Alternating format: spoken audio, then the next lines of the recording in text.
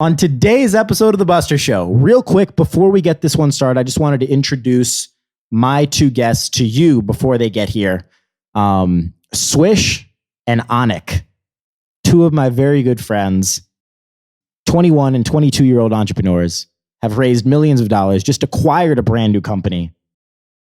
And I'm very, very excited for them to share some of the lessons they've learned from entrepreneurship at such a young age. And I think it's worth your time because I value your time a ton. And I don't say it enough, but I really, really value and appreciate you spending a few minutes here and there to listen to this podcast. This is worth your time because they're going to drop some dimes on what it takes to build real companies at such a young age, the ups and downs, the truth behind entrepreneurship, which people don't say enough. And we're also going to talk about some of the hilarious stories from the time that we spent together, from almost missing courtside at the NBA Finals to OVO Fest to playing pickup and losing against 15-year-olds, a bunch. Ladies and gentlemen, I hope you enjoy. This is one of my favorite episodes. Catch you on the flip. Ladies and gentlemen, welcome back into the Buster Show. I have two very, very special guests today. Swish Aanikh from Trufan. Thank you for having us. Yep, I love this. This is going to be a very high energy podcast. I'm looking forward to it. I wanted to start it off with two stories. Mm-hmm. One of which is probably top two craziest stories of my life. I know you've heard it. You were there. I was featured in it. You were a key component in this story. Let me break it down real quick. Before we dive into Trufan and why you guys are here in New York and all of that, I thought it would be fun to open with this story. So you had asked me to come out to Toronto, where you guys are from, for the weekend because I was going to talk to the company and it was the NBA Finals. Mm-hmm. So the combination of those two things was very, very exciting. You booked flights through Trufan for me. Mm-hmm. One was at 7 a.m. I don't do well with mornings. We'll just lay that first and foremost. And then our friend Jack, the legend, runs Best Crosses on Instagram. Mm-hmm. Absolute legend. Mm-hmm. He tells us that he has courtside seats for the NBA Finals. We get very excited. Very excited. I go to bed the night before. Yep. I set my alarm. Yep. I call my doorman to tell me to wake me up in case I'm not out of the house by 5 a.m. for a 7 a.m. flight to Toronto. Short flight. Mm-hmm. It's like an hour. I go to bed. I don't pack my bags. I always pack when I get up. It's quick. It's an easy trip. I wake up. It's light outside. Yeah. Red flag number one. I look at the clock. Yep. It's 10 a.m. I panic. He checks his phone. I check my phone. It's 10 a.m. I go straight to the airport. No flights going to Toronto. This is the day of the NBA Finals. So it's Sunday. Mm-hmm. And this is game 2. It was that morning, 10 a.m. No more flights to Toronto. Yep. I finally, at like noon, find a flight that goes into Detroit. So I fly to Detroit. It's now 3 p.m. It's a 45-minute flight from there. Yep. It's now 4 p.m. The flight gets delayed for another hour and a half. It's now 5:30 in the afternoon. Mm-hmm. And you're like, first, when I was back in New York, you called me and you're like, where are you? Yeah. Like, are you here? You were supposed to land 2 hours ago. At this point, I actually didn't even know where you were. Like, I didn't know if you were coming for the game. I thought you'd probably miss the game. Maybe come in that night. Yeah. But I had no idea. I think he texted me because I had a meeting by the apartment. And he's like, yo, swing by the apartment. Buster's going to be there. Make sure you let him in. So I swung back and he was like, I haven't even left because I haven't heard anything. Yeah. Crazy. Yeah. So I'm in Michigan and and the flight's delayed for 2 more hours. So it's now 6 p.m. for an 8 p.m. start time game. Like tip off is 8 p.m. And I'm not in the country. And I'm not a rapper. I'm not flying private or anything. No. I am at the, arms of this airline. Yep. And we take off. Mm-hmm. We get in at 7. It was literally like 7:05, like an hour before tip off. An hour before tip off. I sprinted through the airport, told the security my situation. They got me to the front of the line. Like, they're like, where are you sitting? I was like, courtside on the wood. Yeah. And they're like, all right, front of line. Yeah. If I had said like nosebleeds, they probably wouldn't let me through. And I somehow sprinted to a train, got on the train. That train is good, huh? The UP. Amazing. Bullet train, literally 20 I minutes. changed into a Knicks jersey on the train. People looked at me like I was crazy, but honestly, I was crazy. Yeah. And I made it to the apartment at 7:40. Yep. You guys are waiting in the lobby. We're waiting in the lobby. We look at Buster running. And just like the minute he gets through the doors, he's so amped. He's like, let's fucking go. I don't know if I've ever been more excited in my entire life than making that game. We dropped, I mean, thankfully also my apartment's like right beside the There were so many things that went in that favor. Like we literally got there and you guys didn't even go up to the apartment. I'm pretty sure. Did we go direct? Did we do it right to the game? I think we went up, dropped off bags. Yeah. Because you can't get in with the bags. And then ran right through. Oh my God. I'm getting stressed just telling the story right now. I'm stressed, bro. That was one of the best nights of my life though. That was one of the, even though they lost, that was the most fun ever. Could you imagine if I was still on a plane getting selfies from you courtside of the game? You know I would have sent them too. Oh, 100%. And I would be talking about those selfies here on the podcast. But thankfully not. I want to talk about Trufan. Yep. I remember when you guys started Trufan, and we first kind of talked about it. How has it changed over the years as to kind of what like the first idea was and like what the hell it is now? Yeah, it's a great question. I think, and like obviously you know the story, Buster, so I think you'll probably find this even interesting because even what has happened in the last couple of weeks, I think how we've reframed and restructured kind of the problem that we're really trying to solve. At first, it was really just a super simple algorithm to say, can we help brands and influencers, athletes, whatever it may be, find their top fans? Because we just feel like there's a large disconnect between the people that seem to really put a lot of care and excitement on social and those people being discovered, rewarded, and engaged on those platforms that they do those kind of fan moments, commenting, liking, whatever it may be. I think where it's gotten to now is we are a data analytics platform that really just wants to transform marketing to help brands connect with their grassroots communities of super fans and micro influencers. And I think even more kind of the idea that we're moving into is that digital marketing spend is like a $260 billion market, yet there's a strong amount of research and studies that have been done that prove that it's very hard to tell how accurate or reliable the data is getting back in terms of how effective these types of advertising methods are. So I think both Swish and I feel that the next big bubble that's going to burst is this digital advertising bubble. Yeah. And when that happens, it's really going to, those one-to-one authentic moments or connections that brands create are what's going to really drive marketing going forward. And that's what we feel Trufan is really uniquely situated to help, capture that growing movement. Yeah. That's awesome. Swish was nodding his head like you were dropping the most fire freestyle of all time. Yeah, I believe it. I believe that. So what have you guys kind of learned in the process? This isn't your first company. No. I mean, kind of the first company for me though, that we've like raised this much money. We've like acquired another company. We've led a team of now more than 10 people. Like that is definitely a first for me. For sure. Yeah. Likewise. But we've done things in the past. Yeah. Like Aanikh created an app when he was like 14 years old. An app that it was a ringtone app. The ringtone was, a tone that only people under the age of 21 could hear. So like if your phone went off in class at school, your teacher wouldn't be able to hear that. And out of every download, out of every download, he gave 25 cents to Free the Children, which is like a big nonprofit, to be able to help build schools in India. So that was something Aanikh did like maybe 7 years ago now. Yeah, close to it. Pretty I'll crazy. be 22 soon. I remember when we talked for the first time and you were telling me about that. You were at Stanford at the time. Yep.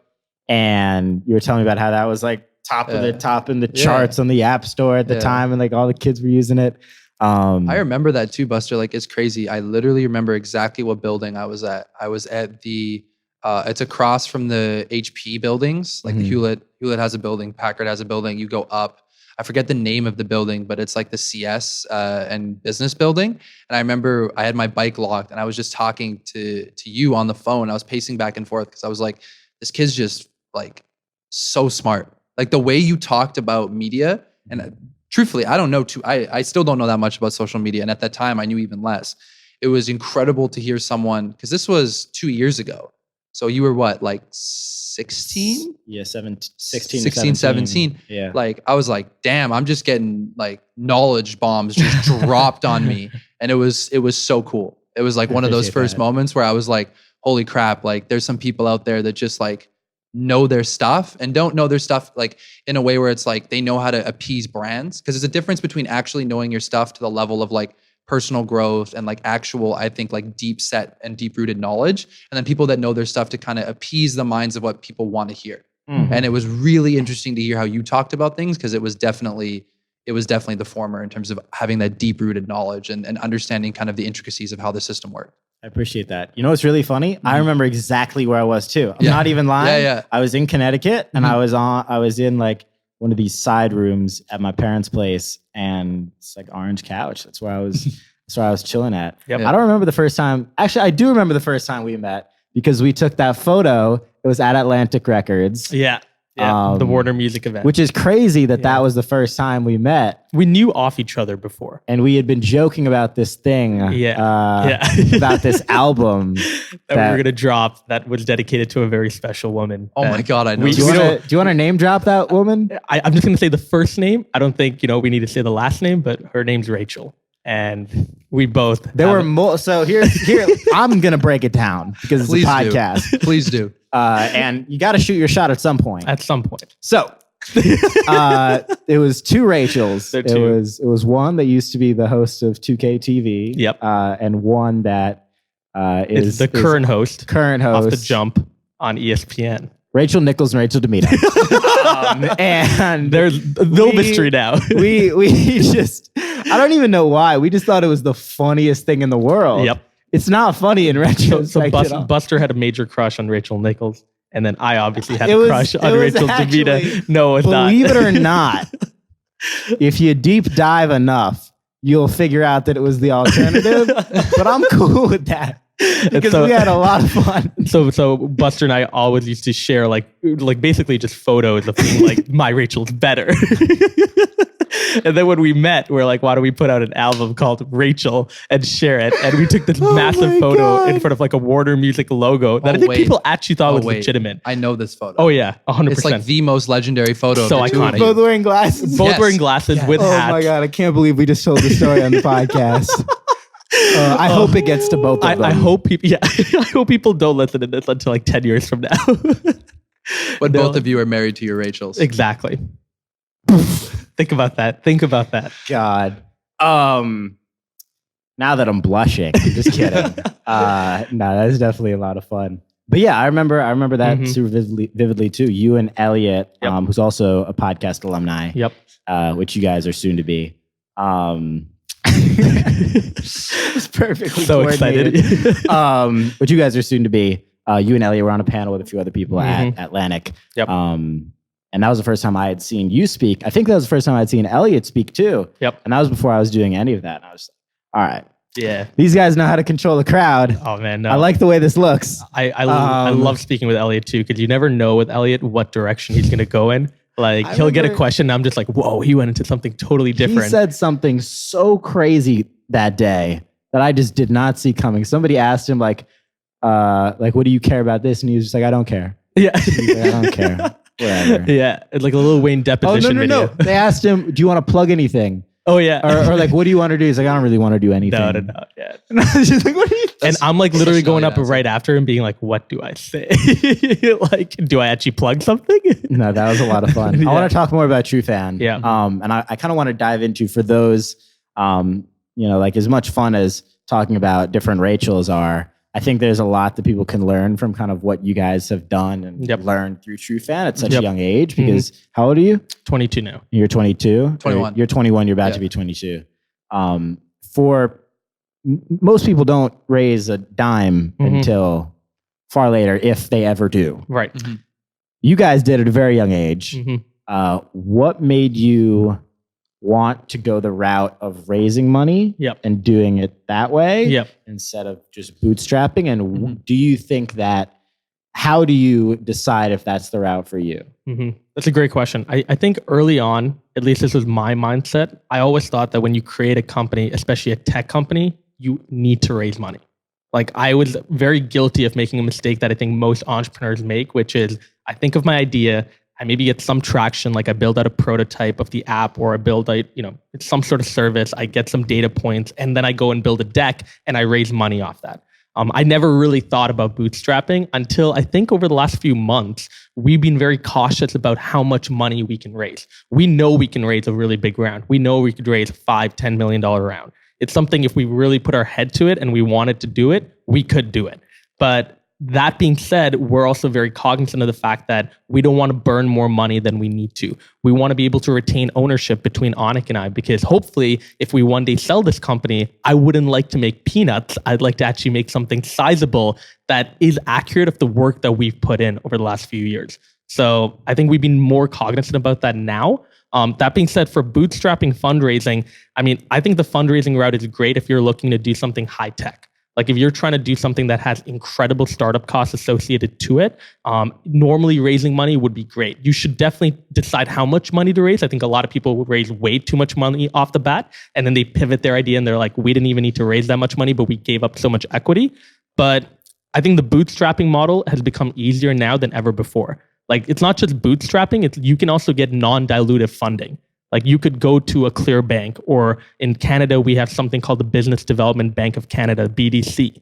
And you can get money at an interest rate and you don't give up equity. And those programs all exist, but they're all based on some early traction. Yeah. Gotcha. That's super interesting. So explain to those that don't understand, let's say Aanikh invests $100,000 into you, right, and he gets huge mistake. Let's say he gets 5% equity. Yeah. How over time does that go up or down? Yeah. So imagine that Aanikh, puts in the 100,000, he gets 5% off the bat. The hope is that I become something big, right? So as my overall value goes up, the amount of the money that his 5% constitute goes up as well. Because that would be a $2 million valuation. Exactly. Didn't even go to college for that one. Continue. Quick math. Yeah, quick math. I thought about that for far too long. Yeah. I will admit. But that being said, I think a lot of people, they put in early bets, and early on, I don't think Aanikh, obviously he knows me, so this would be a biased investment. Like he knows who I am. Insider trading. Pretty much. But at the same time, like think about early stage investing. A lot of times when you're investing in companies, you don't really know where it's going to go. So the only kind of metric you can decide is, do I actually like the person who's heading up the company? Like, is that jockey actually going to work out? Is he somebody or is she somebody that is incredibly qualified? They know something that most others don't, and they're willing to work for it. That's really the only thing that he could be able to predict early on. Yeah. Gotcha. That makes sense. That's interesting. When you guys first started this out, how do you, because I've definitely found this very interesting. I've never had a partner on anything. Because it's very, like, if you start your own thing, it's very difficult to like, oh yeah, you make sense to be right there alongside with me every single day, and I'm not going to get sick of you. How did you guys figure that out? Yeah, I think that question really lies in the journey, and I think it's very unique case by case based on the individual's work styles, their social lifestyles, different priorities that they have. I think all in all, it really just comes from I think being open. I think truthfully, we have a bit of a policy that if something's bothering one of us, we just try to bring it up right away, whether it's personal, whether it's business related, whether it's a mix of the two, because that happens. Anyone that thinks you can draw a line in the sand between the two, I wouldn't necessarily agree with them on that. I think, yeah, if you can just be open and say, listen, like, hey man, this is bothering me, or hey, this is something that I would maybe like to talk about. I really think, and to your point, Buster, I think it stems in trust, right? If you trust someone, you could be like, hey, I'm gonna go travel around the world for the next 60 days. You might be like, well, why are you deciding to do that? And if, you have a conversation and both parties feel somewhat satisfied about it, and you go, okay, well, do it. And if the person goes, listen, if I do it and 20 days in, you feel like something's wrong, I'll come back. But trust me that at the end of the day, my main focus and my main passion is whatever we're doing together. And that's first. And everything else comes second. However, What a lot of people neglect to realize is that sometimes in order to put something first, for a brief moment, you need to put other things first, which means whether that's yourself, whether that's your family, whether that's your friends, mental health, physical health, right? Putting the business first doesn't always mean that you're actually doing what's best for the business. And I think understanding that and learning that is a really, really important way of not only being able to be a better entrepreneur or a better person to whatever you do, but I think it's ultimately what leads to having a successful relationship between 2 people, 3 people, 4 people, whatever it may be, is understanding that sometimes those needs lead to business success, even though you can't always see it right away. Yeah. And the thing about Aanikh too is, he's part of my closest friends group, obviously. I also know that he's somebody I see at work every single day, the co-founder, but he's also my roommate. Like, we literally see each other 99% of the time, right? So to your point of getting sick of the other person, there will be times, I think, where we are a little sick of each other, but we're really open about just disconnecting in ways that allow us to like go back to just being kids. Like that, we work, we go home, we eat together sometimes, maybe we don't, but at the end of the day, we literally go to our Xbox and we turn on Call of Duty and we become like 14-year-old kids again. Right. And that just like refreshes the whole relationship, even if that day was really shitty. Yeah, 100%. Just being able to like go back to something like we play basketball every Sunday. We're part of a team. Like, things in the playoffs now, by the way. Yeah, semifinals. Coming up this Sunday. Okay. Yeah. That's big. Yeah. After this, we need to tell the story about when we went. But continue. Oh, yeah. Long story short, when I beat Buster, by the way, that's the not preview. even. Don't preface any of it. I am gonna preface that with the continue. truth. Anyways, Aanikh, sorry. I love this. Just podcast gonna shut down. We're gonna fight. We're gonna 1v1 right here. Yeah. The newest boxing match. Oh yeah. Oh yeah. Screw Logan Paul versus KSI. It's Rachel versus Rachel. Oh my Oh my god. I think I got Rachel. That was. I got good. Rachel too. That's a bet. Yeah. To quickly wrap up, I think no one ever wants to be in front of everyone 100% of the time. Everyone needs alone time. Yeah. Everyone needs personal time with other groups of friends or whatever it may be. It's just, be honest and have fun. I think at the end of the day, like looking at life with a glass half full perspective, I think is one of the most difficult and most rewarding things to do. Because when you really come down to it, like a lot of us live extremely, extremely blessed lives. Yeah. Like stupidly blessed lives. And I think if we just look at it like that and say, holy crap, I'm 21 years old. I live with one of my closest friends. I build a company that I'm super excited about. And I can travel and meet and do cool things like this without feeling like, I'm, bounded to anything. That's such an extremely 0.0001% of the world type thing. So I think looking at life like that too helps put everything in perspective and makes you realize that some of the little things just aren't that important. Yeah. The odds of me putting anything in front of that story real quick. Yeah. Because of how important I think what you just said was, that we are all very blessed. Yeah. And if anyone's even listening to this podcast too, just the fact that you're able to listen to it, if you're able to watch it, if you're able to see it on social media, like you are part of the top %. You really are. You really are. You really are. And it's hard to, like Aanikh said, to remember that on a daily basis. But if you do that, I actually feel like your mental health will improve over 100%. time. Because you will start to see every problem through a lens that is not arrogant. You're going to see it through a perspective that's actually grounded. One of my favorite things is when terrible things happen that aren't like threatening, life-threatening, consequential, like everything that isn't health that goes wrong. It's my favorite thing ever. Why? Like right before this podcast, we just had a hard drive go down that has every episode of this podcast on it. Every episode's also on YouTube. Everything's everywhere else. The second I get home, I'm already thinking about it. I'm going to go and I'm going to download every single video. But like that sucks. And for like 3 minutes before this podcast, I was in a really bad mood. But then he saw me. Then I saw your hat. Nice. And then I thought about Rachel. Oh my God. Which one? But I think it's important for people like you and I and all of us to share that. No, like I agree. No one does. Yeah. Nobody. Yeah. Bro, people buy fake followers and fake likes.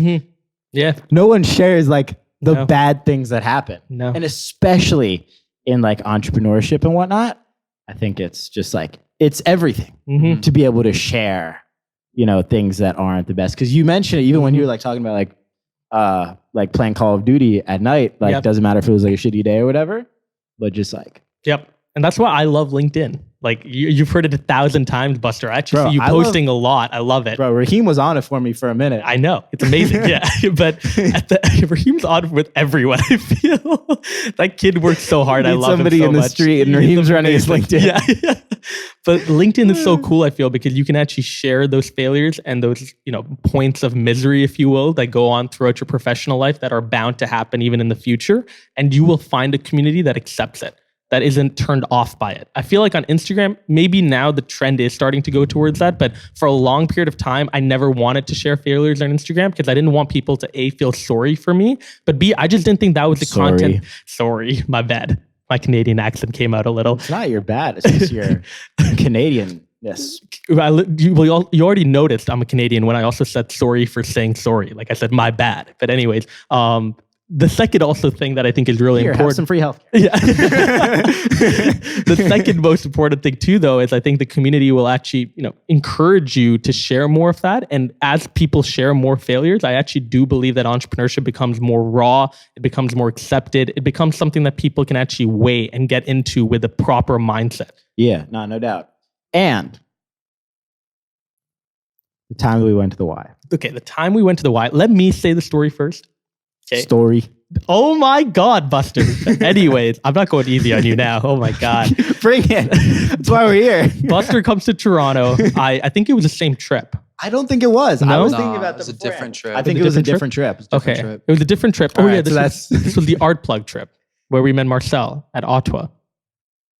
Yes, I got Buster a drink. He didn't drink it anyways. That being said, we went to the Just like ever. YMCA. We went to the YMCA. We were playing basketball. And I'm going to say, all right, Buster one-on-one, he did beat me, okay? Buster one-on-one did beat me, I wasn't expecting you to say that. right? So I'm being honest here. However, when we played 3-on-3, I lit Buster up. He hit some threes. I hit some threes, including the game-winning shot over his face. And it was highly disrespectful, but it needed to be done. I think the best part of that Y trip, though, was how Buster became a celebrity within like 5 minutes again. Yep. So after he lost, there were kids on the other side in Toronto, Ontario, who came over and were like, "Oh my God, are you Buster? Like, you run Hoops Nation." And all of them challenged us to a 3-on-3 game. And I kid you not, I don't think I have ever been destroyed more in my life. Like, those kids were the best 15-year-old kids. You know what the 14-year-old worst part kids in about the that world. was? What? First off, the second they came over, they laid like the rules Oh, yeah.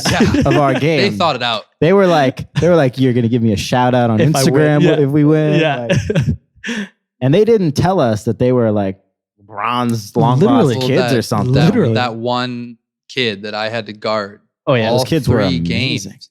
That kid hit like NBA level threes consistently and just like crammed it. That I gave him the lane after he hit the threes. I'm like, okay, like, and just crammed it. And I was like, okay, now I'm gonna have to just like use the fact that I'm a little bit heavier than him and just push him around a little bit. Didn't work that well. I have a theory on middle schoolers that middle schoolers are better than people freshly out of high school at basketball. Interesting. Because of how they play every day. Really? Like why do you think they're just at school every day and they just Right. play? Like they're in a gym, they're at the Y, they're doing something. Right. The second year out of high school, if you're not playing, like playing on a team, it's like you just deteriorate on the court. That's very true. So I think middle schoolers on average are better than the average person just out of high school. I believe 1, that. 2, 3 years out. My best would year believe was that. 9th grade. There. 9th grade hoops was of my course. best year. Yeah. I'm practically a middle schooler now because I just play basketball every day. But if I wasn't, I would definitely take my 8th grade self over my current. Yep. But It is worth, by the way, noting that we played 3 games with those kids and we did win one. We won the second we game. lost the first one. We won the second and one. then we played a 3. and then we won the played the third. third and we lost by like 2 points. Yeah. So was very it close. wasn't Those like kids it was were very good. competitive, but they Although were a really couple good. of them were lazy. I'm not gonna Yeah. lie. like they relied too much on their shooting and Yeah. they were just popping deep threes. Yeah. Yeah. But one of them was like, Yeah, that one kid, I pride myself on my defense. He knows that. Like usually when the league games, like I'm like, I'll take like their better score because Yeah. I'm good at defense. I'm not Yeah. the greatest on offense. I've never been put to shame by anyone as hard as I have by that 15-year-old kid. And normally, like, if your kid. boy's getting crossed up, sometimes you laugh a little. But I didn't even feel like laughing because I'm like, I know. was like, go ahead, switch on. Yeah, I know. I couldn't guard his ass. Switch on. Oh, we were so confident too. We were talking in their face and everything. Meanwhile, they're literally like 14-year-olds. We played our hearts out that We day. did. We really did. We really did. But yeah, short story long, story short, long story short. Yeah, long story short. Buster did get lit up by me, so that's just what I want people to. I thought you were going to say something nice. I was expecting something nice. I've been seeing the TikTok videos though. I think you've gotten a lot better recently. So most of those are making TikTok? Most of those are making fun of my game. Really? You on TikTok now, Buster? I'm on TikTok. Bro, I haven't downloaded the app. I call it Tim Tom though. I know. I've been noticing that on Instagram. I haven't downloaded the app yet. The amount of people that yell at me that I call it Tim Tom. Like I've gotten like death threats over calling it Tim Tom. Why? The internet stays. I have a question on defeated. TikTok. I have a question on TikTok for you though. Yes. Do you really believe for somebody in business, should they be on TikTok? Like if I'm like, yes, because there's no downside. What's the Right. downside? Upload your Instagram stories on TikTok. It's the easiest strategy right there. Same average optimized length content. Max on Instagram is 15 seconds. Right.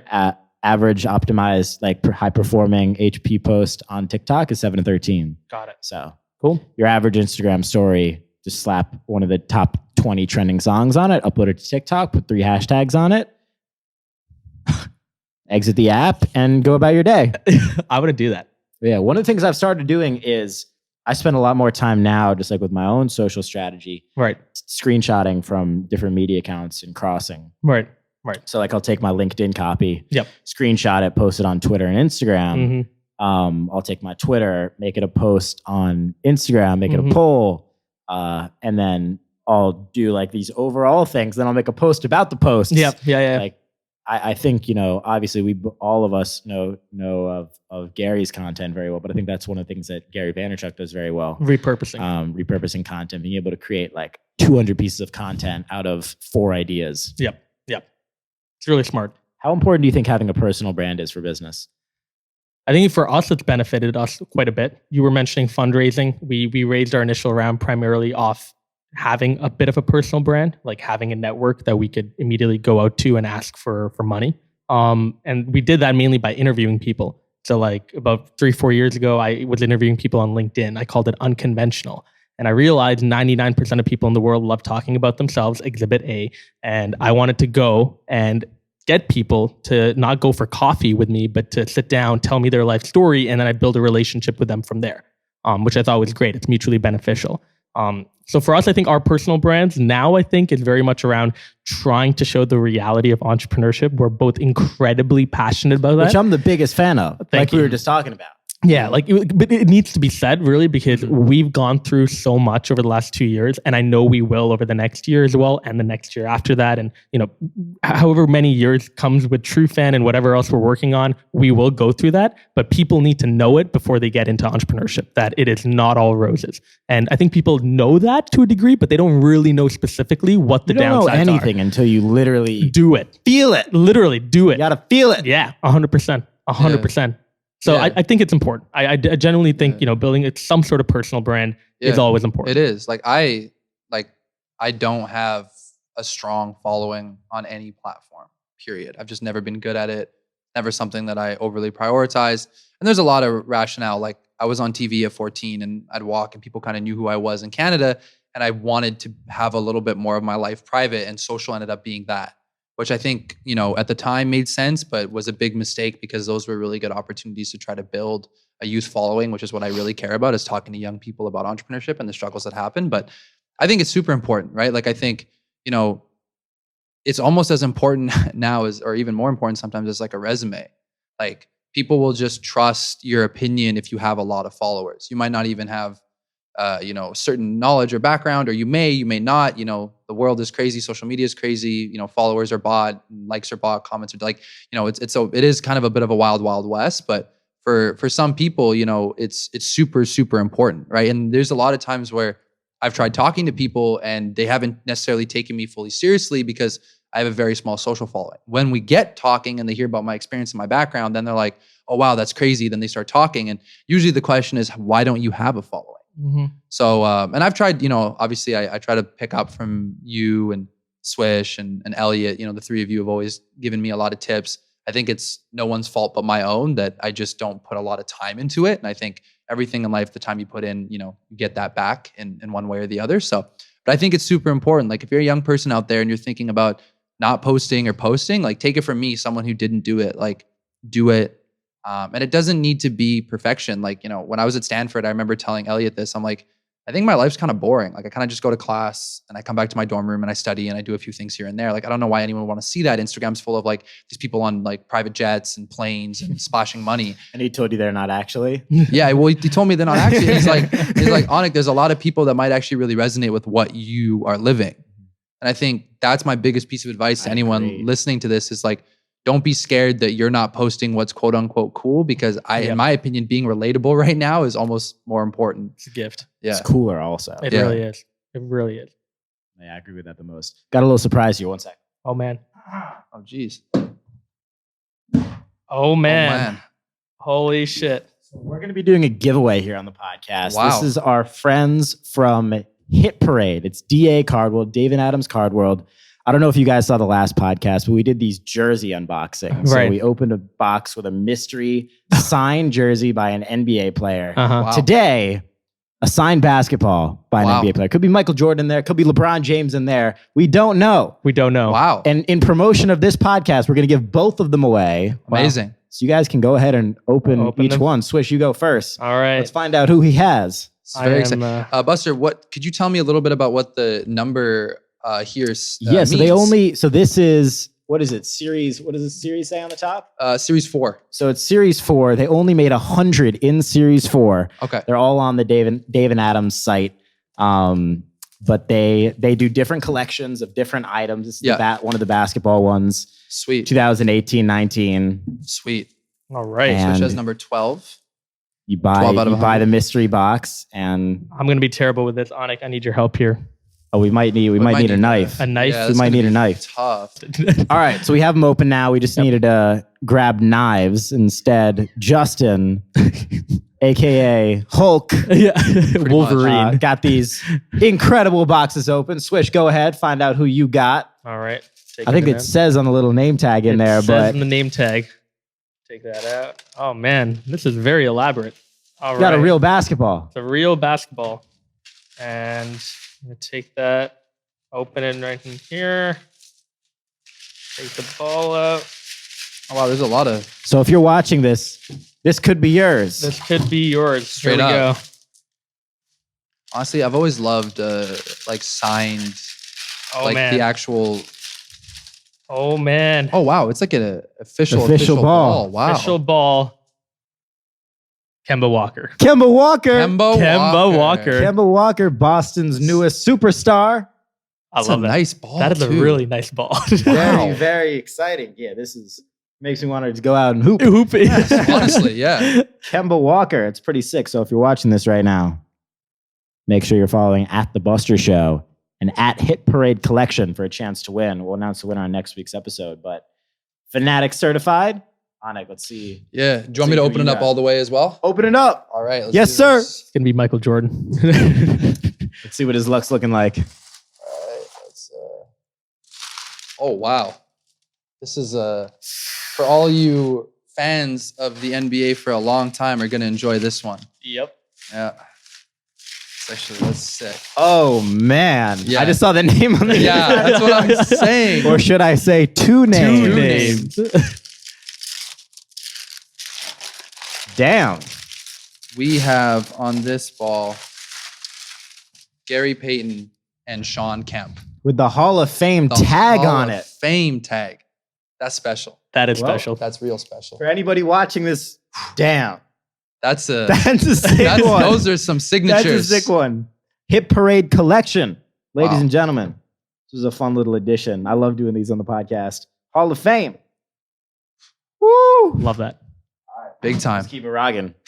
I want to That's talk more amazing. about entrepreneurship in general for kind of some of these like young hustlers for like, for sure, for the kids that are, you know, like 13, 14, 15, 16 in high school, what would your best advice be for them if somebody knows that they like business, but they don't know what they like, but they know they like business? What would you advise? What would you guys advise to those people to kind of figure it out in some way, shape, or form? I think for me, number one is don't buy courses or books and think that just by reading, you'll be able to figure out what entrepreneurship is all about and what ideas are coming to you. For me, like I was a kid growing up that had so many ideas. I just had to record them somewhere and put them on my phone or write about them. And over time, I started thinking about one or two ideas in a really deep way. And I started realizing that maybe building something around that idea would be cool. If you do want to do that, by the way, though, don't just say you're going to build it, actually go and do something. So again, if you want to build an app, go on envision.com, INVISION, and you can build a wireframe, a non-functional wireframe. Even a humanities student like me can figure it out, where you can visualize your idea a lot better and you can get feedback right off the bat. That early part, by the way, that first month, 2 months of having an idea, the most important thing is to get feedback as much as possible. I agree. I think feedback for everything, for any idea, any content, anything. Yep. Like this podcast, for example, and it's the best example I can use because anyone listening or watching this right now can literally see it. But like the amount of things that we've changed every single episode. Yep. I mean, it's like you're tinkering, right? You're experimenting. That's the best part. Ton. And that is really what entrepreneurship is about. You have a hypothesis and you're going out and experimenting and you're testing whether the idea works or not. That's really what it comes down to. And anybody that doesn't change it, like you'll lose. Yeah. It's very straightforward. Yeah. Adapt or die, really. And one of my favorite things is like, if you go back, like one of the podcasts that inspired this one, I've said it before, but Joe Rogan, you go back and watch the first 5 years of his podcast, which he started at about age 46, 47. How old is he now? 52, 53, okay, I think. Yeah. He just did it off his couch. Yeah. He was scrappy. Jeff Bezos out of like, you know, that classic photo with like the spray painted Amazon sign in the corner. Yep. Or I saw recently his first email looking to hire somebody. Yeah. Where it was like, hey, looking for somebody to help with like product strategy for this company called Amazon Books. Yeah, that's my favorite thing ever. Like the best. Yeah. And I know you guys as entrepreneurs, like that's like that better than like the Rachels. Like that is that's amazing. The best. Those are all iconic moments. And I think the more and more you see it, the more and more you believe that every entrepreneur starts off in a very similar way. Obviously, certain people are more privileged. That you and you can have like the same thing. Yeah. Like it is that. Yeah. Everyone starts from somewhere. Yeah. I think there's like a lot of places that you see that. I think one place that I've always seen that is like the gym. Like I remember going to the gym when I never really started working out. And I was like, you know, I played a lot of sports, but I was like a really skinny kid. I just ran a lot, right? Yeah. I remember starting at the gym. It was like Gold's Gym or something. So there's like a lot of big people there. I remember being like embarrassed. Like I was scared to like put up weight because people would be like, I thought I was like the weakest person there. And you kind of sit, you think like, no one, you know, is like this. No one came, you know, no one was born and was jacked. Like that's just like everyone put in work, you know, to some people have better genetics or whatever, but like everyone starts from somewhere. Like I don't know, like there's you know, there's no other way of putting it, right? So, and I think the tough thing is as you progress, going back and remembering that, right? Be the big guy in the gym that is supportive to the person who's just starting out. And on entrepreneurship, be the person that's, you know, being a successful entrepreneur, but you know, when someone tells you an idea, you know, don't be a savage. Be like I was there. I didn't understand what was going on. I maybe didn't understand this vertical because I didn't have the experience in it. And, you know, have that empathy to be able to say, you know, let me help guide you if that's what you're looking for. And if you're not looking for anything, let me silently support you in any way that I know how. I think that's really important. Even that silent support, you know, means a lot for people, whether it's at the gym, whether it's entrepreneurship, whether it's sports, you know, life, art, whatever it may be. I think that's integral to just fostering a positive community. Yeah. It's everything. 100%. I think like even for your friends too, like if for anybody listening to this, like just hit up like 4 or 5 people and tell them Yeah. support the vision. Yeah. Yeah. Yeah. Because like even people that aren't great at accepting compliments, like it goes a long way. It really For sure. does. It validates them. It motivates them to work. The last time I talked about that was with when Farouk was here, Yep. who we've also had very interesting nights with. Yep. Yeah. Real quick before we talk more about Farouk and that, I just want to talk about the night that he took us out. He came. This was your city. Yep. He very much like took the hold of the night. Yeah. Dragged us to, I guess it's like the secret speakeasy. Yeah. Speakeasy. I never even knew about this thing before we went. Yeah. But like apparently Drake and LeBron, like all these people go there. Yeah. But you walk into this front area and it's just a normal like bar looking thing, not very cool. You if you know, and you go around the corner and there's like a secret door that you unlock. They say some like kind of cornball stuff, but it's whatever. And then they open this other entrance and you go into like this huge bar like, layer of a bar. Yeah. And our boy is just throwing signals to everyone in the room to bring every drink in the 4-mile vicinity to our tables. Yeah. And then we got put up next to some people who were definitely on every drug ever. They apparently got married recently. And like that morning or something. Probably in Vegas, who knows? But they came. And they were just flying all over the place. And they were like, we just got married and you guys seem amazing and we're going to get you shots. And they like ordered 3 rounds of shots for every single person. The guy was also car shopping on his phone. Like he was obviously going through some insane, like not midlife crisis, but like marital crisis or something like that. Yeah. And Farouk was loving the guy. Deep. Oh, yeah. Deep in it. Yeah. If you haven't watched the Farouk episode, definitely check that out to get an idea of who we're talking about. He's a superstar. He's so funny though. I love him. The most. Yeah. Everything. He's just charismatic to like a whole nother level. But he was loving it. Yeah. Guy was looking at watches and all that too. It was like the funniest thing Remember ever. the magic trick that I pretended to do on him? Oh, yeah. So Ash, another one of our friends. Thank goodness I'm mentioning Ash. Yeah. Who works at the Score company we all love. And he has a friend who I believe he manages, but Xavier, who does magic. Yep. Crazy talented. Yeah, super good at it. He starts doing tricks. Anytime anyone does anything and Swish sees, Swish has to at least give it a shot. Yep. He did. What did you even try to do? I don't even know how I did it, but I took out all the cards and I was like, pick a card, any card. And Farouk picked a card. And I don't think that he realized that he was showing me like part of the card. Like when he picked it up, I could kind of see what card it was. It was like a 4 of hearts or something. And he was showing everyone. And then he put it back in the deck. And I'm like, fuck it. I'm just going to go crazy with this. So I like put the cards down. I told Farouk to shuffle it. He shuffled it. I shuffled it. I put the card down and I'm like, I know your card. It's a 4 of hearts. And he lost his mind. Like, also, he was a couple of drinks down, but he was looking around like, how did Swish do it? Like, how did he do it? Like, Xavier knew how I did it, but everyone, like, including you actually for a long time until I told you, like, I think 5 minutes after. So funny. Everyone was like, holy shit. Well, I've got a deck of cards right here. Oh, I'm just kidding. I'm joking. That would have been amazing. Don't expose me, man. Don't expose me. I remember, though, one thing I will definitely compliment you on. I remember when I did your podcast and there was a Drake song that, I don't know, Swish can do this? He went word for word with no instrumental, no song over the top. Headlines. Oh, headlines? Yeah. Cold. Aanikh can do it too. It's actually one of the things we can both do. Headlines, and I think like Over. Yeah. Over is like my... Yeah. That's like, there's like those memes, it's like, what's that one song that if you miss a lyric, like you'll die? What song do you pick? Yeah. For me, it's like headlines are over. If you know your Canadian mans, when? Yeah. I'm trying to think if I have one like that.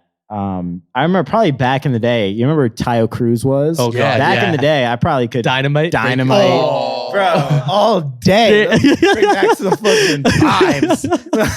That was the best. That'd break your heart. Oh my God. Ludicrous. You remember the Black Eyed Peas too? Yeah. Yep. Was he in the Black Eyed Peas? No. Who am I thinking of? No, not T. Will I Am. Will I Am. Will I Am. Who are your guys' top 5 favorite artists right now? Travis Scott's number 1. We share that. I know. Respect. Yep. I think number 2, Shawn Mendes. I'm like guilty of just being like, he's perfection. I'm like, just actually like he literally perfection. That's going to be the quote card. Yeah. For this episode. Shawn Mendes. My God. Shawn He's Mendes. perfection. He's literally perfection. Swish 2019. Ariana Grande. What do I really like all the time? I like, you know, my music taste. Yeah. Kanye, obviously. Yeah, you love Kanye. I love Kanye. And I think Got the Kanye bear.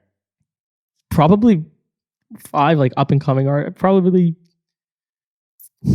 that's hard. Number 5 is hard because I'm like debating between like Uzi Vert because like Aanikh really got me into him, but he hasn't released anything new for a while. Or maybe someone like a Jay-Z that I would just go back to. That's true. So I feel you like the comfortable. throwbacks. Yeah. You're a big fan of the throwbacks. Jay-Z, it's today as of recording this, his 50th birthday. Wow. Yeah. And he just released his entire catalog of music onto Spotify. Wow. Today. Wow. Breaking news. I did not know that. Huge. Yeah, What about Tidal? Today's big 50. Money. Yeah, Continue. 5 for me. Logic, Okay. Kyle. Okay. Big shout out, Kyle. I've been a huge fan of his music since I was like 12. That's awesome. Yeah. Just like saw his freestyles on YouTube. I'm like, this guy's sick. That's sick. I really like Lil TJ. He's coming up right now. He has like One Take and FN. I'm familiar. Yeah, I love Lil TJ. He's really good. I think he's super talented. Lil Tecca's really good. Like that whole album I thought was a really good album. I liked it. And finally, like, you know, at the end of the day, I don't think I can put Drake on and not enjoy it. So I'd put him there. I'd say he's definitely one of my top 5. But I have a very like weird and extensive like interest in rap. Like I listen to a lot of people that like very little people know because I just find them pretty good. Yeah. Where do you guys listen to your music? Spotify, SoundCloud, Apple Tidal, Music. Apple Music? Yep. Apple Music, but YouTube. Gotcha. I'm with you. Yeah. You know what my favorite thing in the world is? Live music. On YouTube. Listening. Yeah. I usually listen to it on SoundCloud, but I'll listen to Right. live concerts professionally recorded on SoundCloud. The whole dope. thing. I know you could even do that. Wow. No one knows. Yeah. Wow. This is a secret. What do I search up? Like, I'll send you links afterwards. Yeah, but yeah. like, I think because there's some artists, like Travis, for example. yeah. His music is completely different live Oh, 100%. to record it. Oh, Yeah. yeah. And live is 1,000 times better. Way better. The energy of the crowd too just makes you want to like listen to it. So I listen to yeah. live recordings. I'm guilty of That's that. what I do. My version of stargazing that I play in the morning, pretty much every morning, it's from Governor's Ball. Bingo. Like I literally like So you're with scraped. me. I love it. It's so much the better. energy is so much The better. energy is different. 100%. Yeah. I'm so glad somebody else agrees. If you could have dinner with 3 people, living or dead, who would it be? Whew. All at once? All at once. Or like all at once. separated. Oh, all at once. All at once. All It's at a once. table. Wow. So you got to Okay, think about the okay. dynamic. Dynamic. That's what I was A thinking. lot of legends on the wall behind you guys. Yep. Okay. For inspiration.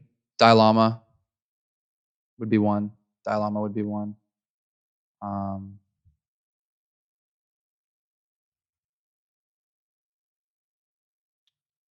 This is hard. Dalai Lama. Kobe Bryant.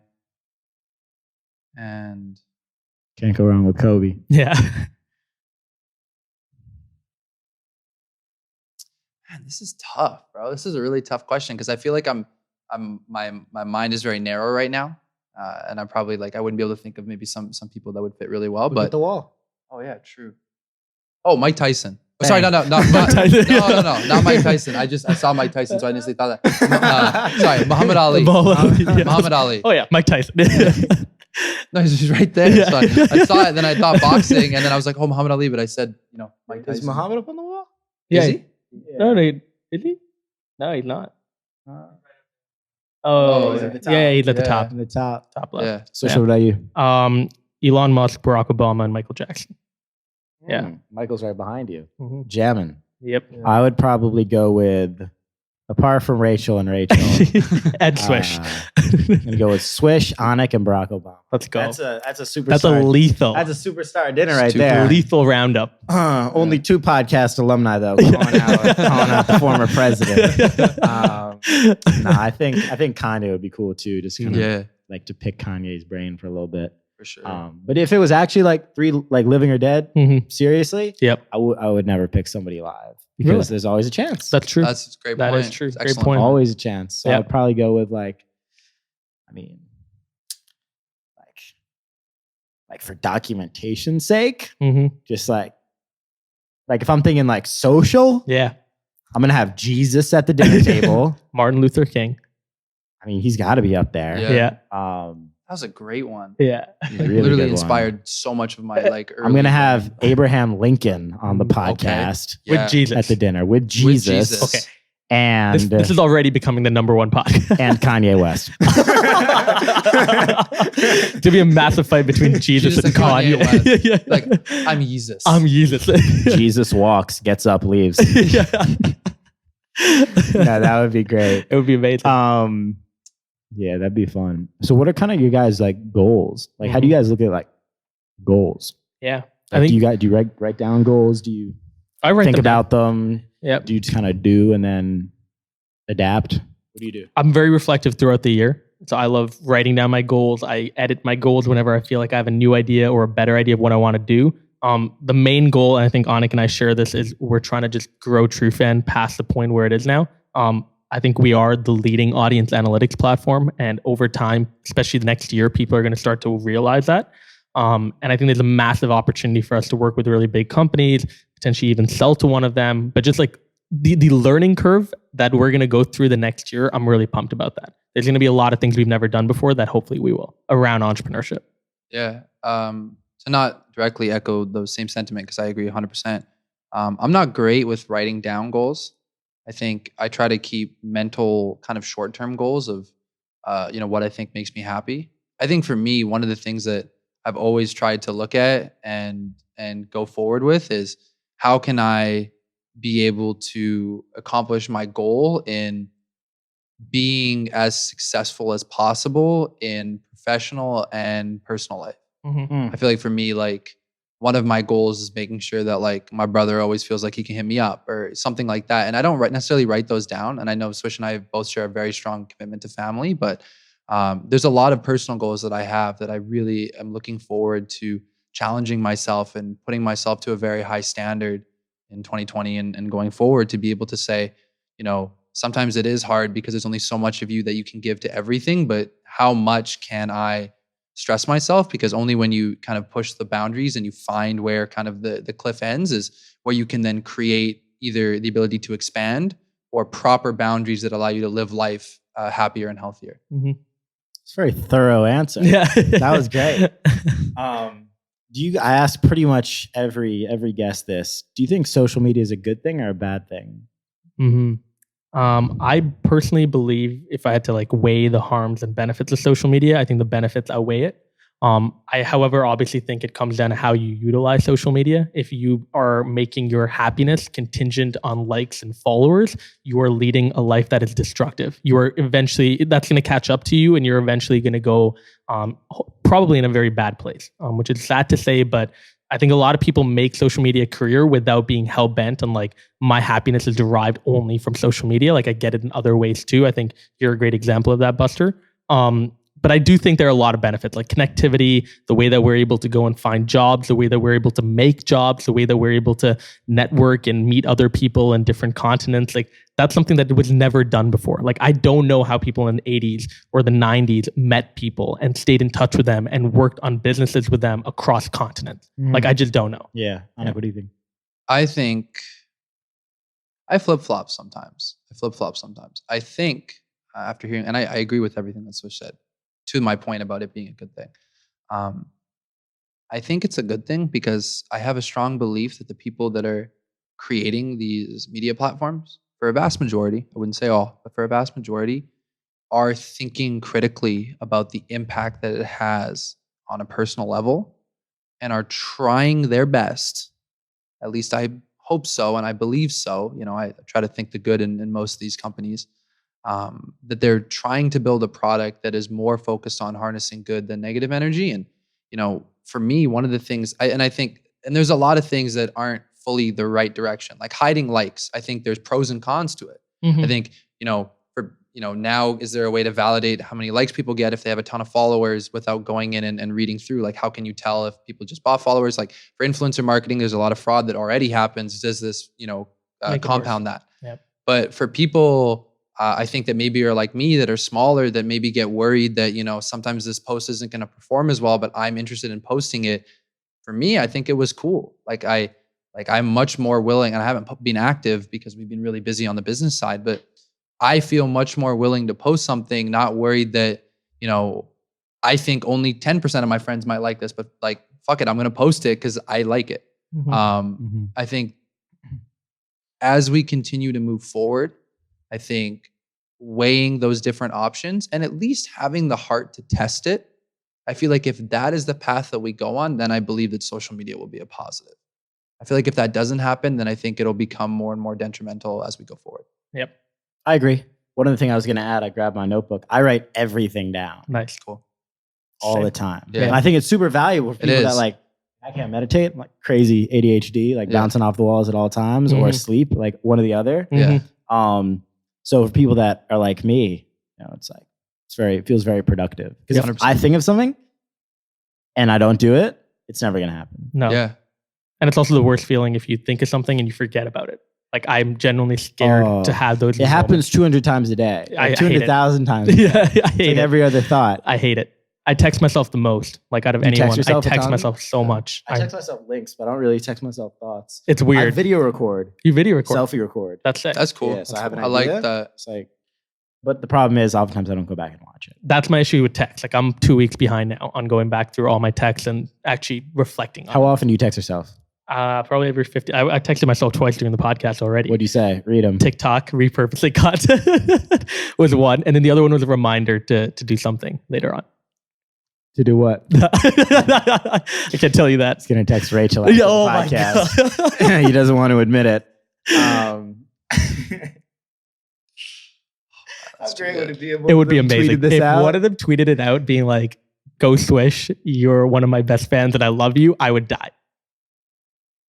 Want to hear a really funny story?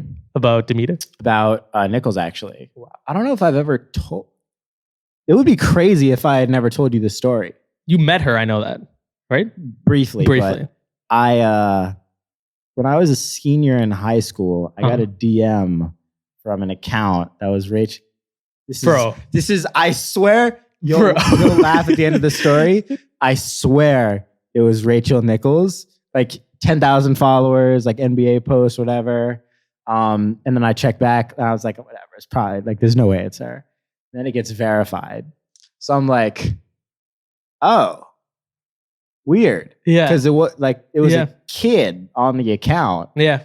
Like it was obviously like they're asking me about Hoops Nation. Yeah. And like, yo, can I get a follow? It's like, probably not Rachel Nichols. Yeah. So I check back and the account's verified. I'm like, no way. Wow. So this person, Rachel Nichols, was not on Instagram at the time. Mm-hmm.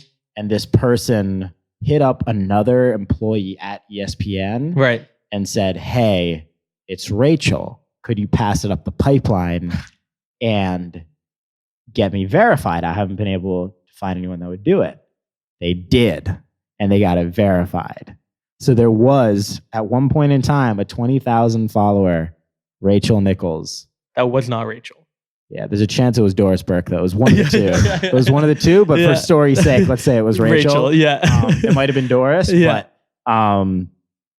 that's legendary. And then it got shut down completely, obviously. Wow.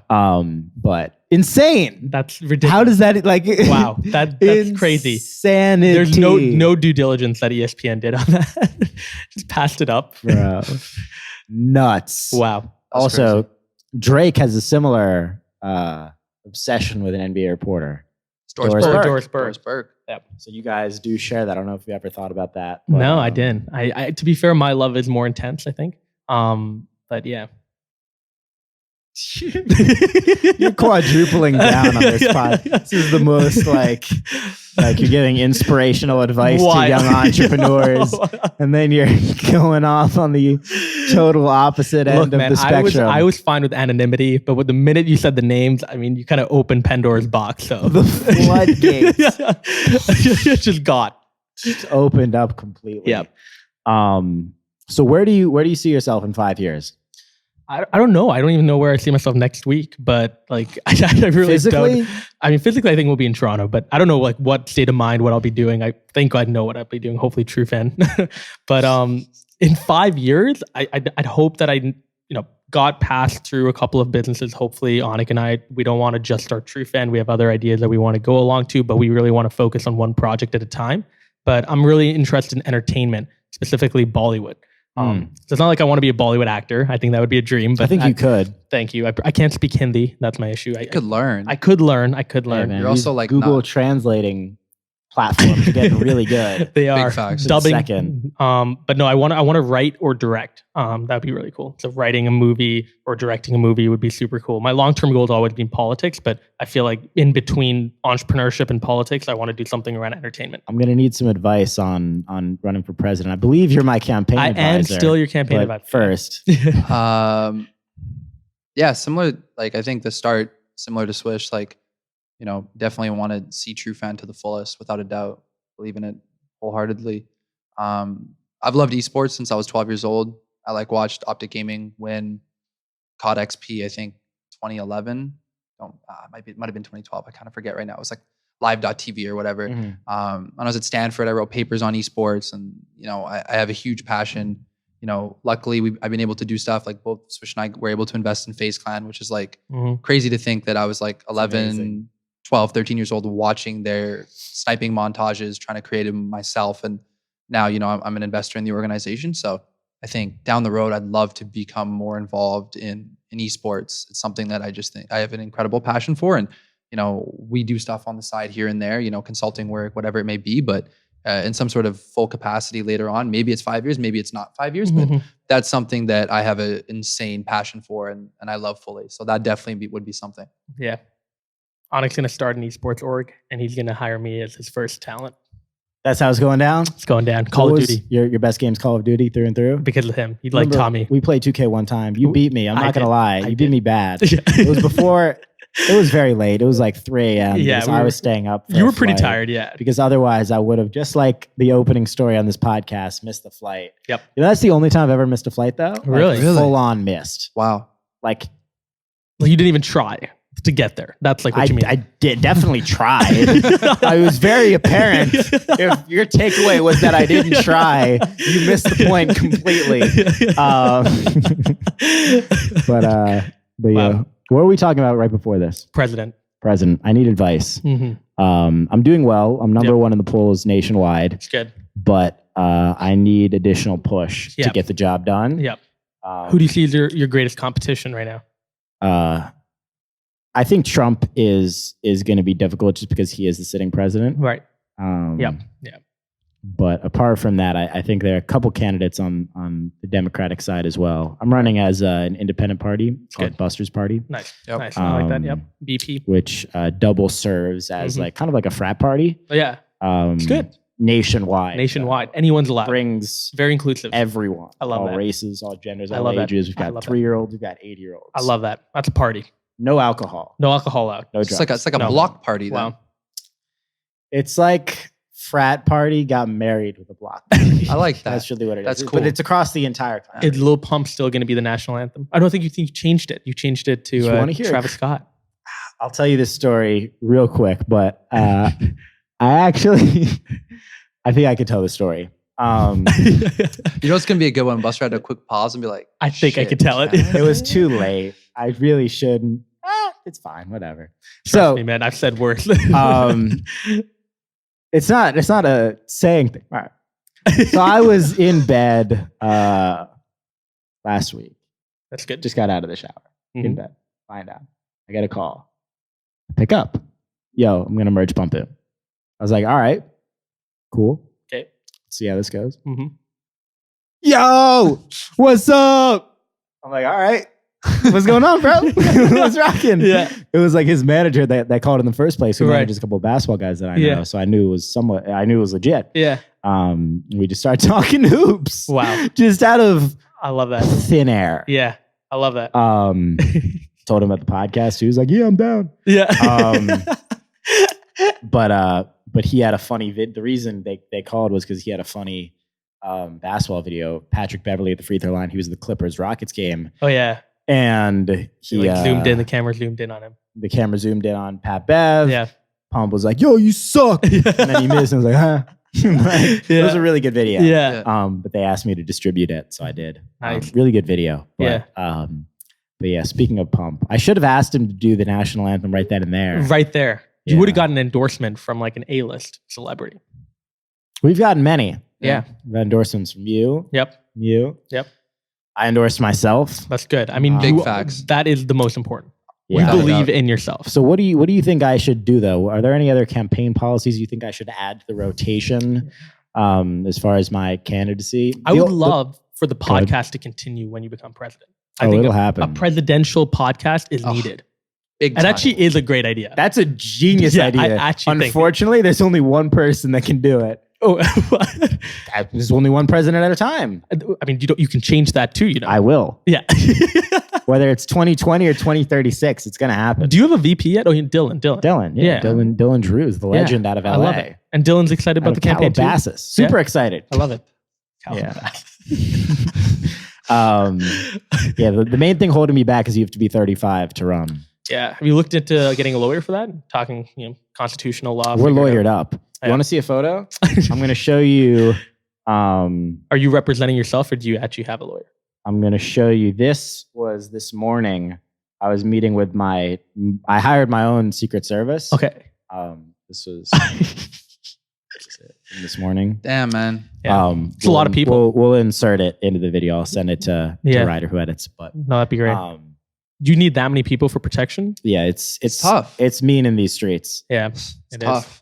You think you'll win the state of New York though? It's all the social media haters. Yeah. I have Secret Service to protect me From the social media haters. from the comments. Yep. Actually. Yep. Yeah. The DMs. Yeah, that's could you imagine if people had like would be insane. protection? For social media. I mean, that's what a burner account is. yeah. But let's say you have hired burner accounts. Like hired people. I think that should be a thing for real celebrities. I think that is a thing, bro. Actually, I feel like people do that. I would not be surprised if I'm already thinking of ways to automate it.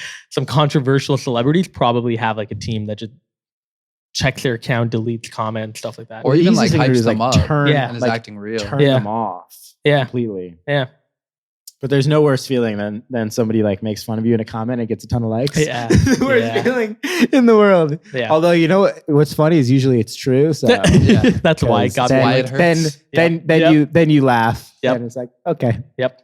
Yep. The worst. Man. Oh, I love that. I see you wearing the Murakami. Mhm. Kanye. Yep. It's good. One girl told me that it was a squirrel. And I'm like, okay. So I'm happy you got the reference. I have a super funny but unrelated story kind of to that. Can I tell it really quickly? No. Yeah. Yes, you can tell you. So I was at it was in high school. We were at a house party. And I was hanging out with two of my friends, and the movie Selma had just come out. Fantastic movie. Amazing. We were just jamming about it. Two guys, just super, super cool guys, Rajan and Logan. And we're chatting about it. And then whatever, an hour goes by, we come meet up, and John comes back. He's just dying of laughter. I'm like, yo, what up? Like, what happened, man? He's like, oh, I was talking to this girl. She was really cute. I'm like, well, then why are you laughing so much? He's like, well, things were going well. I started talking to her. And I'm like, I asked her, I'm like, hey, have you seen Selma? And she's like, I don't know any Selma. Is she at this party? Oh my. And he's like, at that moment, I was out. I'm out. Yeah. Yeah. That's So that kind of reminded me of the whole like, is that a squirrel? It's like, That's so I'm funny. That's terrible. I haven't seen any Selma. I feel like, have you? Have you? Yeah. Oh my God. I want to talk a little basketball real quick. Yeah. For sure. You're a basketball fan. Big basketball fan. You're a basketball fan. Of course. Both Raptors fans? I'm a Lakers fan. Lakers. Yeah. Growing up with a Lakers fan because of Kobe and now Raptors fan. Yeah. Yeah. Well, I was, to Converted. be fair, I Yeah. was a Grizzlies fan. Vancouver Grizzlies. Vancouver. Got it. Best Heart and Who soul. was the throwback best jersey. player on Vancouver when you were growing up? Honestly, like Big Country was our biggest bust. That's all I remember. Was like he got drafted, second pick, right? Second pick, Big Country, and he sucked. And then we also had Mike Bibby. We had Mike Bibby for a Mike's while. the man. Mike's Mike man. Bibby's dope, but I think it was like past where Mike was like really balling out. Like, you know what I mean? But those are the two players that I remember because one was like obviously Mike Bibby, and then the other one, Big Country, was just like a huge disappointment. Who do you guys having winning it all this year? Winning it all? The Raptors will make the final again, but I really believe that. Bold without Kawhi, but they've been playing outstanding. Amazing. But I think the Clippers. I think if the Lakers can remain healthy and they understand a better rotation to be able to beat the Clippers and understanding like rotational matchups better, I think the Lakers will win. I don't think if the Lakers stay healthy, then I think the Clippers will beat them for sure. And then the Clippers will win the finals. I think the winner will be from the West this year, though. Yeah. If the Raptors make the NBA Finals, it will feel like, honestly, even though last year was like the year and the first year and they won it all, it would feel so much better. It would feel amazing. Because, I mean, it would be the biggest, like, fuck you to Kawhi. The biggest. The biggest. Without a doubt. The biggest, like, all right, we made it here without you. Like, Pascal hopefully will be like an MVP candidate. If he plays in Toronto, I'm curious the dynamic of this and what do you think? If he plays in Toronto, Clippers, Raptors, NBA Finals. Will we boo him? Would you boo him? Yeah. Yeah. But I think that's expected. Well, I don't think we'd boo him this like in the regular season. I think he'll get a standing ovation. Yeah. Like he'll get a tribute video. He's the greatest Raptor of all time. He literally is. And much respect to Chris Bosh, by the way. Yeah. Yeah, of course. Sometimes it be what it be. Yep. Yeah. A ring is a ring. I wanted to talk. So our sponsor for this podcast is a company called Playline. Nice. As you know. Yep. Very well. Amazing. Also Toronto-based, like you guys. 100%. Yep. And their whole thing is predicting NBA players' stats. Yep. So guessing 3 stat lines. Yep. This podcast, recording it on Wednesday, releases next Wednesday. Yeah. They've got 3 players for that day. I want to ask you guys to predict their stats. Gotcha. Cool. Got LeBron James at Orlando. Got James Harden at Cleveland. And Kawhi Leonard in Toronto. Oh. Really? I didn't even know he was coming next week. First ones first. James Harden at Cleveland. Points, rebounds, assists. Once again, if you get all 3 right, you win $1 million. You win $1 million. I could win $1 million on air. I don't think anyone. No. People have come very, very One close. person apparently was a free throw away. LeBron didn't hit the free throw. He would have won $1 million. Oh my He was God. 1 point. He was 1 point short. Oh my God. Can you imagine? Imagine the anxiety. Don't break it. And it's like misses a free throw. Oh my God. He still won money though. He won like 150,000. But for anyone that enters, so we have like a special Buster challenge on it. It's called the Beat Buster Challenge on playline.com. Cool. And there are guaranteed winners. So if you finish first, you don't even have to get them all right. You win. Yep. And you also are entered to win different prizes each week. So we've given away a LeBron James game worn jersey. Wow. Insane. That's incredible. Lots of Xboxes, lots of signed jerseys. Yep. Fun stuff. So the Beat Buster Challenge. Love first. James Harden, Cleveland. Points, rebounds, assists. 33, assists, 8, and then rebounds, 7. Okay, Swish, I'm going to go down the line with you, then I'm going to hit on it. Okay. LeBron James at Orlando. At Orlando, 28 points, 11 rebounds, and 13 assists. And then your best friend, Kawhi Leonard at Toronto. At Toronto, man. Drake with his championship ring on. 14 points. Oh, bold. 8 assists and 9 rebounds. Aanikh, James Harden at Cleveland. 38 points, 4 assists, 7 rebounds. LeBron James at Orlando. 22 points, 11 rebounds, 13 assists. Very impressive, boys. And Kawhi. And Kawhi. Yeah. Kawhi Can't forget about Kawhi. Kawhi Leonard at Toronto. Yeah. 21 points, like 13 rebounds. I think Pascal is going to get sucked out and he's just going to eat in the glass. And 9 assists. So, ladies and gentlemen, once again, real quick, if you enter the Beat Buster Challenge at playline.com, you put in $5, you get 25 free. Yep. Win-win. That's a great deal. Do you guys drink coffee? No. I actually just started recently having 1 glass a week. Glass. Cup.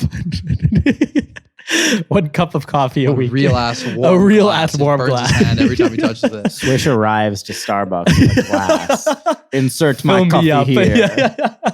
Yeah. No, I was going to say I don't. And instead, I put the money from that into Playline. That's smart. Greatest plug. Really good, right? Really good. So that's what I do. I love it. Because it's $5. And Starbucks getting expensive. They are. This thing, inflation, it's such a real thing. U.S. president are going to have to handle it. Well, what am I going to do about that? You should have a committee on inflation. So find 9 of the best economists, hire them, and they'll sort it out. I'm going to hire Takashi Murakami, make some inflation merch, anti-inflation merch. Boom. That would actually go viral. Anti-inflation merch. How do you fix that though? Like, it's so crazy. I literally don't understand how, like, there's just too much money in the system. Mm-hmm. There's a lot of factors to it for sure. I'm no economist. I took 2 classes. I took none. Yeah. You're basically trying to prevent people now from spending more money. So you want them to save. So you're trying to get them to like invest in real estate and ideally put their money in stocks and bonds, and so that you don't have to print more money, you get it more in circulation. I need to ask more people this. How do you, because I saw there was a video one time on, I think it was Mark Cuban, breaking down how he allocates his money. Right. How he like believes that you should put 10% into something you believe in, random, like Bitcoin. Yep. 10% into stocks, and like 20% into real estate, and like other investments. How do you guys look at what you put what into, and do you think about any of those kind of miscellaneous? Yeah, I think for me, like 50% goes into like stocks, bonds, like things that are just there. I don't look at them. I'm not a day trader. I just keep them in like things that I know will produce returns over time. And then the other 50%, I mainly allocate towards like Aanikh and I love investing now. So like it's something we're on the lookout for. We'll probably make, I think, 2 more by the end of the year. So that's something I'm very interested in doing more with him too. It's like if we can, again, we built like a new holding company now to be able to invest through. It's a dope name for it. But anyways, but if we can do that more, that'd be amazing. Yeah, I'm on the same way. Like I think investing in really cool companies that you believe in, I think is important. And it's also just paying it forward in the founder ecosystem. Yeah. I'm a big real estate guy. I grew up with a lot of people, understanding the value of real estate. And at the end of the day, it's just simple, supply and demand. There's only a certain amount of land. As the population increases, that land becomes more valuable. How do you pick and choose the right way, and how do you manage it is really important. But I think real estate's important. But I'm not in any fiscal position right now that's making big deals one way or the other. But all in all, that's kind of how I like to break things down. I love it. Are you taking a selfie right now? Take a boomerang. With that, ladies and gentlemen, my friends, I believe in you both very much so. Thank you. I appreciate you having us on, sir. Of course. Thank you. Subscribe, Buster. Follow these two. Where can people find you? At GoSwish, GOSWISH on Instagram. At Aanikh.Kler, AANIKH.KLER. Mm-hmm. Follow Aanikh before you follow me. Word, do that. And follow The Buster Show on Instagram for a chance to win. It's crazy. It's amazing. Both of these basketballs. Catch you guys. Peace.